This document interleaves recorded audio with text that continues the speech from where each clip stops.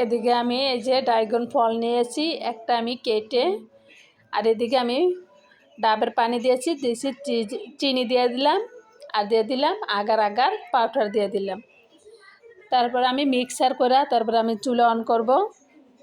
এখন ভালো করে আগে মিক্সার করে নিতে হবে।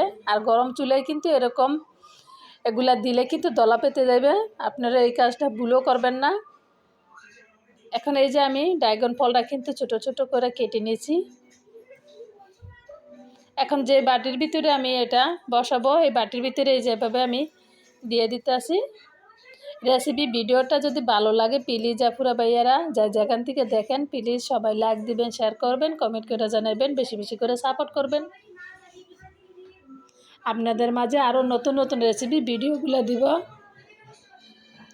আমার আজকের পুডিংটা কেমন লাগছে এটা সবাই কমেন্ট করে জানাবেন। ছোট বড় সবার কিন্তু পছন্দ ড্রাগন ফলের পুডিং। এখন এই যে আমার হয়ে গেছে গা, আর এটা কিন্তু গরম অবস্থায় ডালতে হবে, ঠান্ডা হইলে কিন্তু এটা জবে বেঁধে যাবে। এখন আমি এই যে গরম গরম লেয়ার ঢেলে নিব, যে পাত্রের ভিতরে দিয়েছি এই পাত্রের ভিতরে আমি গরম গরম ঢেলে নিব। এখন একটু ঠান্ডা হইলে তারপরে নর্মাল ফ্রিজে দিয়ে দিব। এই যে দেখছেন একটু ঠান্ডা হইলে তারপর নর্মাল ফ্রিজে। এই যে আমার হয়ে গেছে পুডিং, মাশাআল্লাহ কতটা সুন্দর হয়েছে দেখছেন।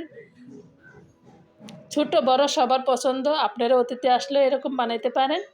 আর পুডিংটা কেমন লাগছে প্লিজ আপুরা সবাই কমেন্ট করে জানাবেন।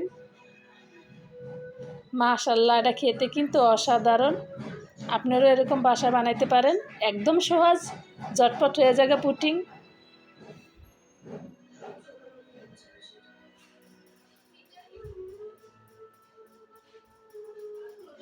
এমন গরমের ভিতরে যদি এরকম ঠান্ডা ঠান্ডা পুডিং খায় কলিজা ঠান্ডা হয়ে যাবে। ঝটপট হয়ে গেছে আমার পুডিং। সবাই লাইক দিবেন, শেয়ার করবেন, কমেন্ট করে জানাবেন। আসসালামু আলাইকুম।